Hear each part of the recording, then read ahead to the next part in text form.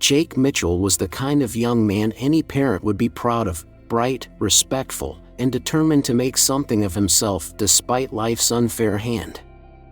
At 24 years old, Jake was in his final year at the University of Texas School of Law. With a GPA that placed him in the top 10% of his class, his professors often said he had a sharp legal mind and a heart that matched it. But no one at the university knew the weight he carried behind that steady gaze and polite smile. After losing his father unexpectedly to a heart attack 2 years prior, Jake became the de facto head of the family. His dad, once a real estate broker with big dreams, had left behind more than memories. He left debts, lawsuits, and an unpaid mortgage on a modest home just outside of Austin. Jake's mother, Linda, was battling lupus and needed regular treatments that weren't fully covered by insurance.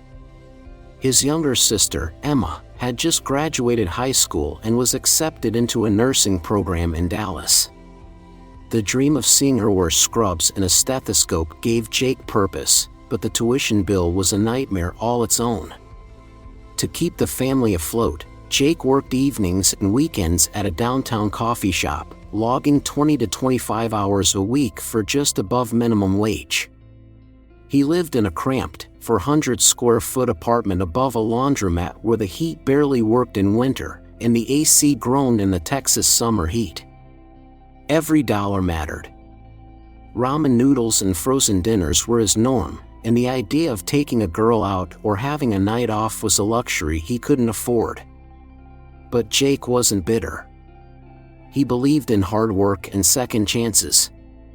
He looked up to men like Atticus Finch and Thurgood Marshall, lawyers who stood for something. He wanted to fight for the underdog, for people who didn't have a voice. What he didn't expect, however, was that his own story would soon take a turn straight out of a courtroom drama. And it all began with a phone call that came out of the blue on a rainy Tuesday afternoon. The woman on the other end introduced herself as Victoria Langford, a name that sounded vaguely familiar. She claimed to know about his financial situation and said she wanted to help. Jake, skeptical but curious, agreed to meet her at a small bistro she owned in the city. That decision, driven by a mix of desperation and cautious hope, would set in motion a chain of events that would test every moral, every value, and every assumption he had about life, love, and legacy. Jake Mitchell wasn't looking for a shortcut. He was just trying to survive. But sometimes, survival leads you down roads you never imagined traveling. It was the kind of rainy afternoon that made everything feel a little heavier, clouds hanging low, the streets slick with water, and the wind whistling through the gaps in old windows. Jake Mitchell had just finished a long shift at the coffee shop, his apron still damp from a spilled latte, when his phone buzzed in his jacket pocket. He almost let it go to voicemail, but something nudged him to pick up.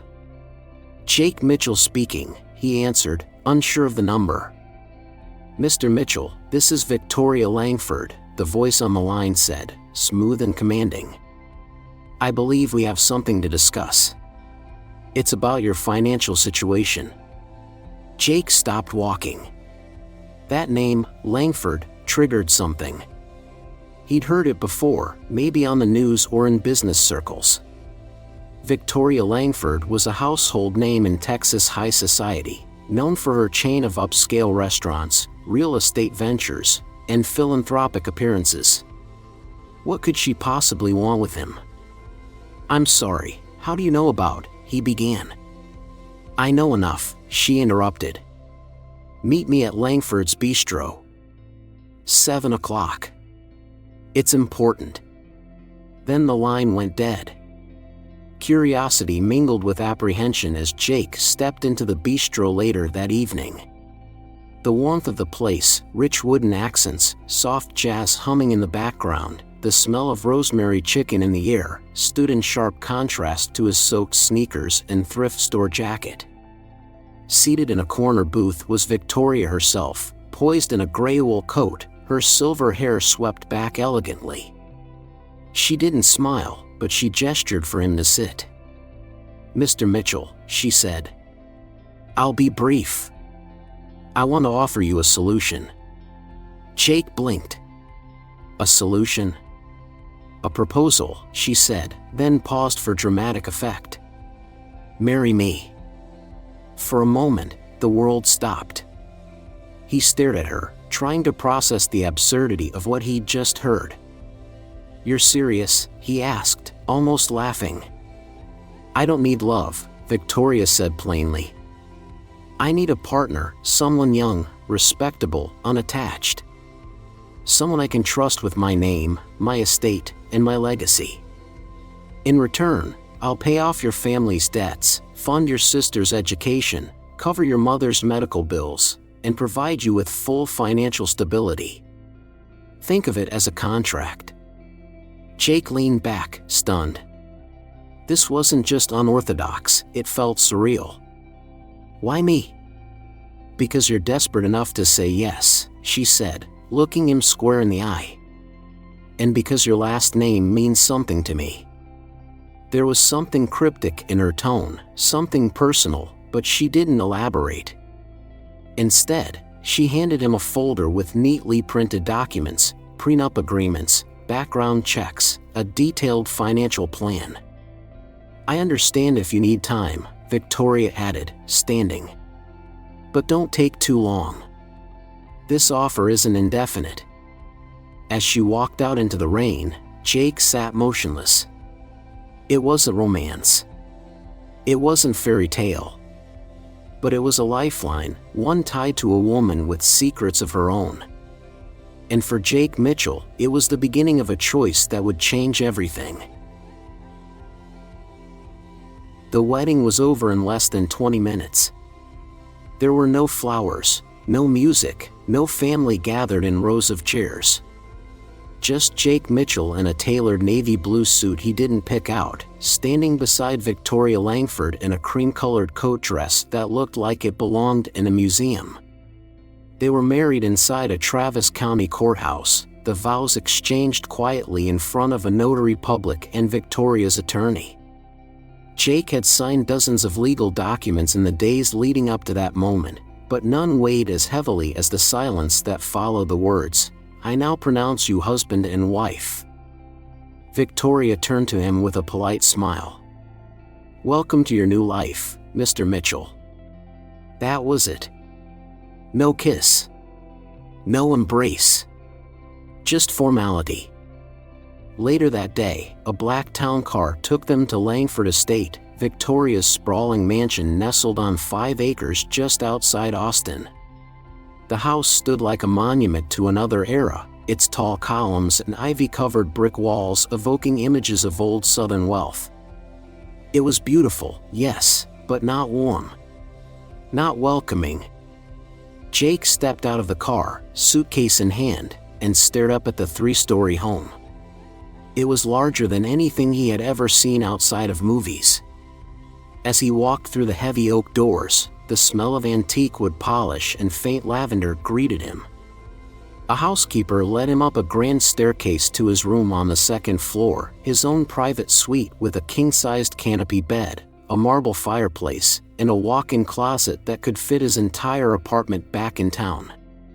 Despite the luxury, something felt off. The walls seemed too quiet. The paintings, too watchful. The air carried a chill that the thermostat couldn't quite fix. Dinner that evening was served at precisely 7 p.m. in a formal dining room that could seat 20. Jake sat at one end of the long mahogany table, Victoria sat at the other. Between them were courses prepared by a chef he never saw, filet mignon, truffle potatoes, asparagus drizzled with balsamic reduction, all placed silently by staff who never made eye contact.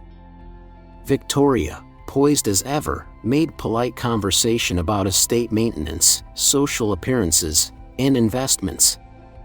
When Jake tried to ask her more personal questions, about her late husband, her past, or even her favorite movie, she deflected with calm, calculated vagueness. Over the next few days, Jake tried to adjust. but every room felt like it had been frozen in time. He noticed how tightly the staff operated, how every clock ticked in perfect sync, how no doors were left ajar without purpose. And the worst part? Victoria never once used his first name. To her, he wasn't Jake. He was Mr. Mitchell. He'd entered this marriage to save his family, but now he was starting to wonder if he'd stepped into something far more complicated and far colder than he had ever imagined. Jake Mitchell had always considered himself a man of logic. He believed in facts, contracts, cause and effect. But life at the Langford estate was challenging everything he thought he understood. By the second week of his marriage to Victoria Langford, the coldness of their arrangement had turned from awkward to unnerving. The estate itself was something out of a Southern Gothic novel, grand, yes, but eerily lifeless. The staff moved with silent precision, eyes downcast. No one lingered. No one laughed. Even the clocks seemed to tick more slowly there. What unsettled Jake the most, however, were the locked doors. During one of his solitary walks through the East Wing, he noticed a narrow hallway he hadn't seen before. At the end stood a heavy, dark-stained door with an ornate brass handle and no label. He reached for it out of curiosity, but the knob refused to turn.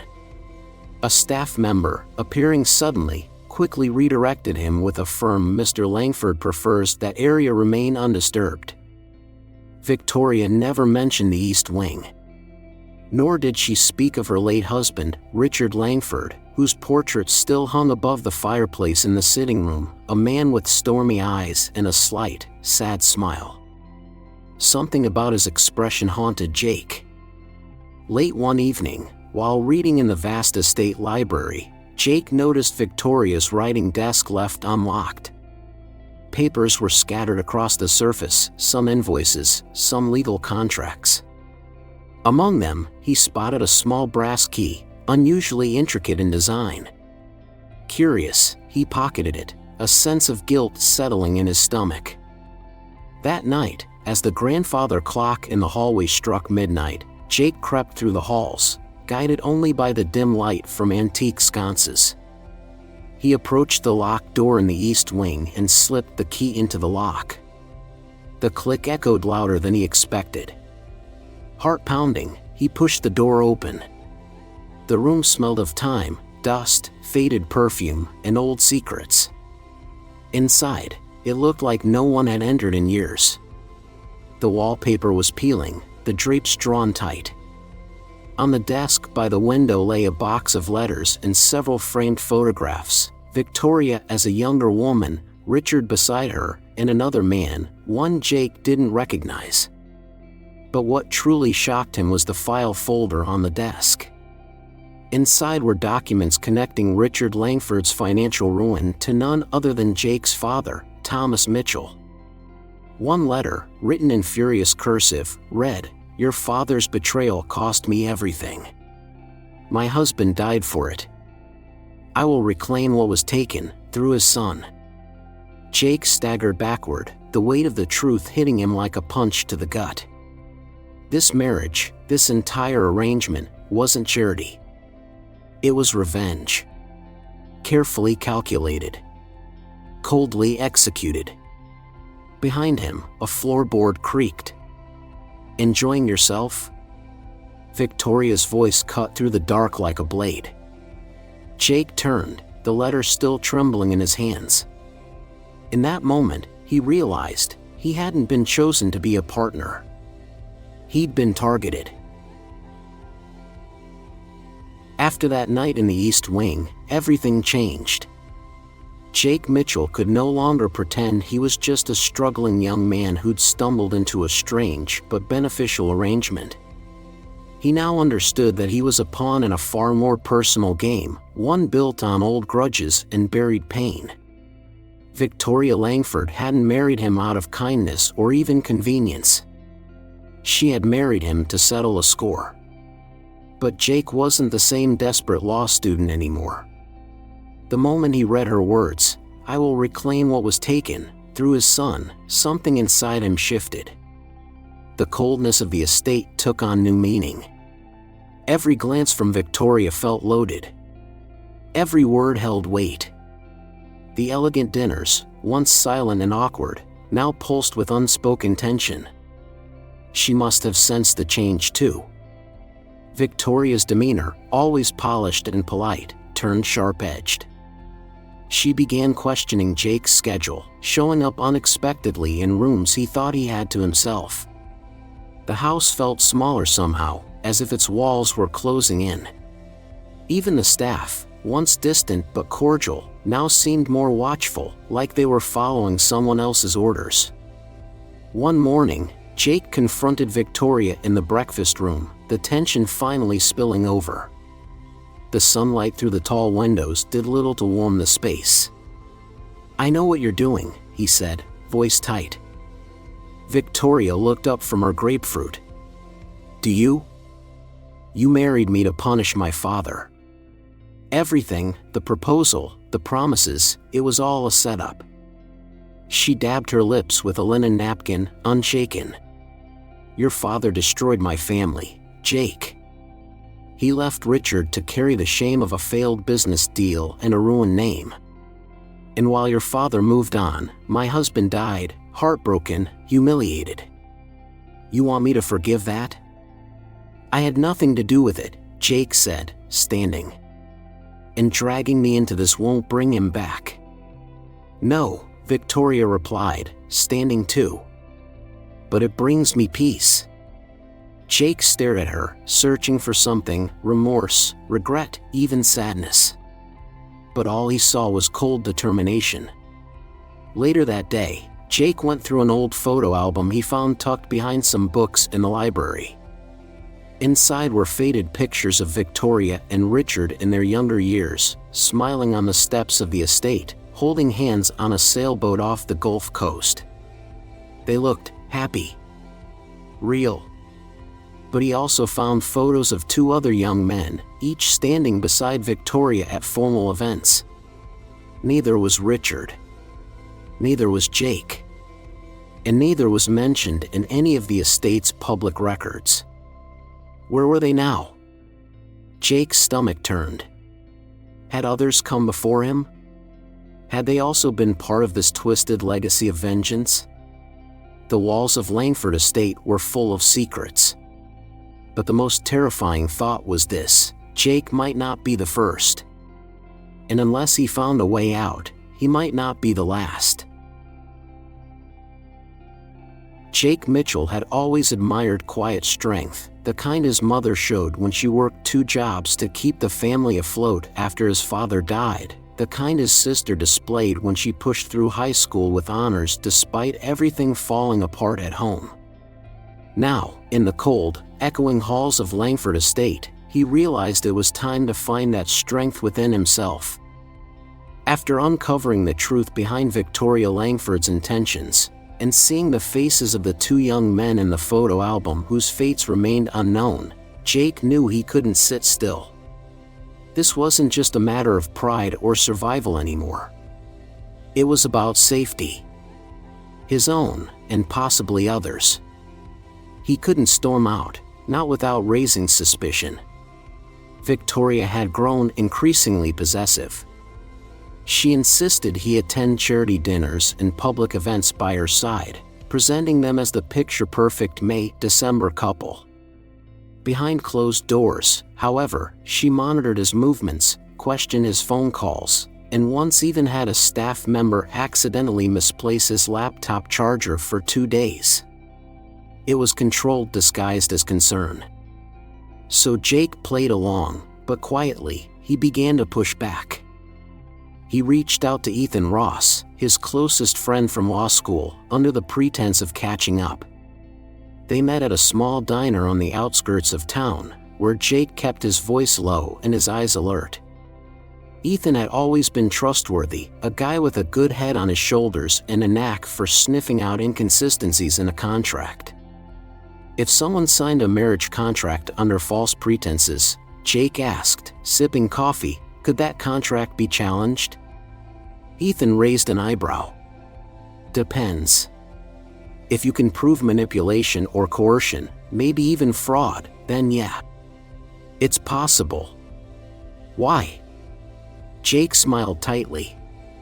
Let's just say I'm helping with someone's research paper. But Ethan knew better. And Jake knew he'd start looking into things before the check hit the table. Back at the estate, Jake began cataloging evidence.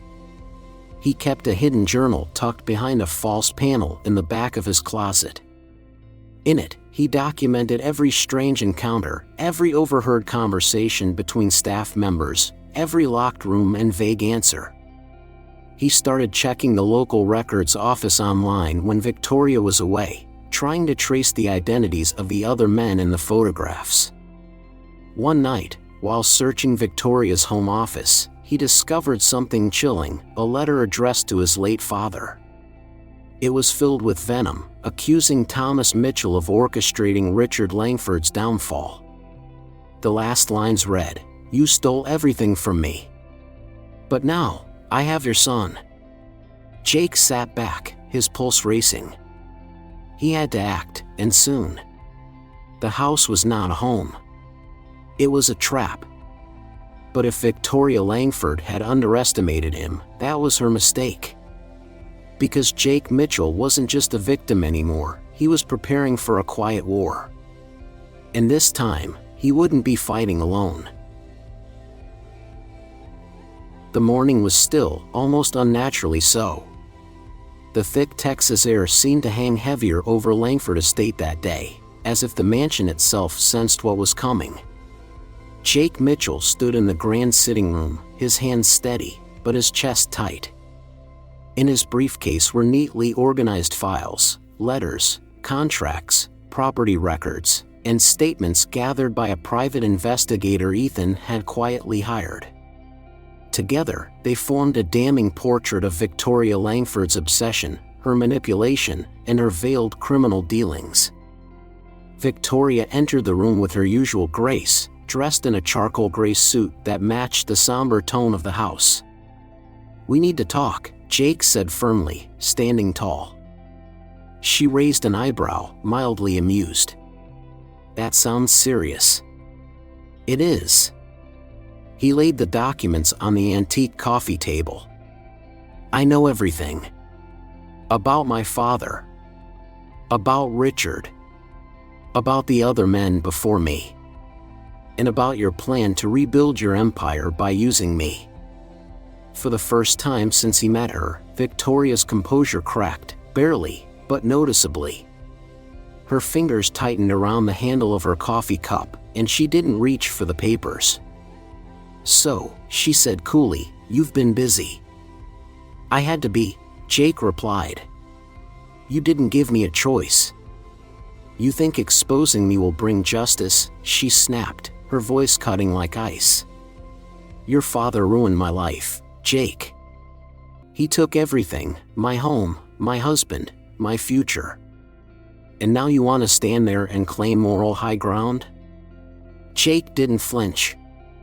"What my father did was wrong. I can't undo it. But neither can you. Revenge hasn't healed you, it's consumed you. And dragging me into this twisted legacy won't bring you peace." There was silence then, thick and heavy. Just as Victoria opened her mouth to respond, the sound of tires crunching gravel echoed outside. Moments later, the front door opened, and uniformed officers entered with Ethan right behind them. One officer stepped forward and addressed her with calm authority. "Mrs. Victoria Langford, we have a warrant for your arrest on charges of fraud, conspiracy, and financial misconduct." Victoria didn't resist. She simply looked at Jake long and hard. Her eyes, usually sharp and calculating, now held something softer. Perhaps sorrow. Perhaps something like respect. As she was led away, she paused beside him. "You may think you've won, Jake. But revenge is a cycle. Be careful it doesn't find you next." Jake watched as she disappeared out the door, swallowed by the same storm she had tried to unleash on him. Weeks later, Jake sat quietly in the courtroom during Victoria's sentencing. His testimony had helped reduce her time, not because he wanted leniency, but because he understood now, revenge never ends well, for anyone. She gave him one final nod before being taken away. And just like that, the Cold War between two families was over. But the story of healing, redemption, and second chances, that was just beginning. A month after the trial, Jake Mitchell received a formal letter from Victoria Langford's estate attorney. The envelope was cream-colored, thick, and elegant, bearing the gold-embossed Langford and Associates seal. Inside was a deed and a handwritten note. Victoria, even in absence, had made one last move. She had left him the estate. Not just the towering brick-and-column mansion and its acres of meticulously landscaped grounds, but the entire property, along with its contents. The antique furnishings, the art, the land, and, surprisingly, the full rights to the Langford Family Foundation. Jake sat at his small desk in his law school apartment, holding the document in one hand and the letter in the other, unsure how to feel. The note, written in Victoria's careful cursive, read, "Jake, it was never about the money. It was about justice. About giving a name weight again. But somewhere along the way, I lost myself, and you reminded me what I'd forgotten. That legacy is not about what we leave behind in property or wealth, but in the people we help rise from where we once fell. Do with it what I could not. Build something better. VL." Jake visited the estate one final time before deciding what to do. The halls were quieter now. Without Victoria, the house felt less imposing, less haunted. Sunlight warmed rooms that had once felt cold. He walked through the east wing, past the locked door he once feared, now open and unremarkable. The shadows had lifted, but the memories remained. After careful thought, Jake chose to sell the Langford estate. He didn't want to live under its roof, surrounded by ghosts of betrayal and revenge. The sale brought in enough money to do what he once believed impossible. He paid off every penny of his family's debt, covered his mother's medical treatments, and funded his sister Emma's nursing school tuition, 3 years in advance. But Jake didn't stop there. With Ethan's guidance, he used the remainder of the proceeds to establish the Langford Mitchell Foundation for Second Chances, in honor of both Richard Langford and those affected by financial fraud and personal loss. The first initiative? A scholarship fund for students in law and social work, particularly those with family histories marked by hardship. Jake returned to law school with renewed purpose. He interned at a local legal aid center, helping people, single mothers, veterans, seniors, who'd been misled or manipulated by systems they didn't understand. He remembered Victoria's words, "Build something better." And he meant to honor them. In time, people no longer associated his name with scandal or mystery. They spoke of him as a young man who turned a dark inheritance into light for others. Sometimes, the best way to escape the legacy of pain is to rewrite it entirely. And Jake Mitchell had done just that. One crisp autumn afternoon, as golden leaves danced across the brick paths of the University of Texas campus, Jake Mitchell sat alone on a weathered park bench near the law school. In his hands was an envelope, aged ivory with handwriting he recognized instantly. It had been forwarded by Victoria Langford's attorney, postmarked from the correctional facility where she now served her sentence. He paused before opening it, letting the rustling trees and distant laughter of students ground him in the moment. Then, with a steady breath, he unfolded the letter. "Jake, by now, you've likely made decisions I couldn't. You've chosen healing over vengeance, and for that, I am grateful, even if I don't deserve your kindness. For years, I believed revenge was the only way to reclaim what had been taken from me. I thought if I could make your family feel a fraction of the loss I endured, I might find peace. But peace built on punishment is an illusion. You showed me something I never expected: compassion. In the face of betrayal, you offered dignity. Where I built walls, you built bridges. You reminded me that forgiveness is not a surrender, but a strength few possess. I hope you never forget that. And I hope you live a life not defined by what was done to you, but by what you chose to do in response. With sincerity. Victoria. Jake sat silently for a while, folding the letter carefully and slipping it into his jacket pocket, right over his heart. That letter wasn't just an apology. It was a passing of the torch. A year had passed since the estate was sold and the foundation established. Jake stood now before a small crowd in a community center not far from where he grew up.